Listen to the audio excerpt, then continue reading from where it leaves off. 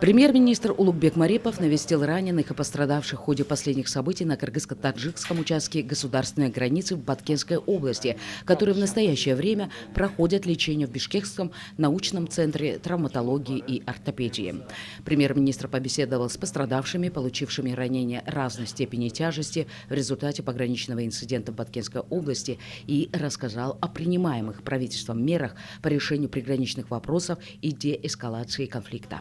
По его словам, правительство рассматривает вопрос присвоения Баткену особого статуса. Сейчас главное – это приложить все усилия для сохранения единства и солидарности, не допуская усугубления конфликта.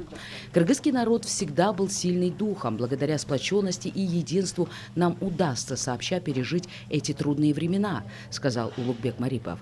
В ходе беседы премьер-министр пожелал всем пострадавшим скорейшего выздоровления, а врачей и медперсонал попросил быть внимательными к ним.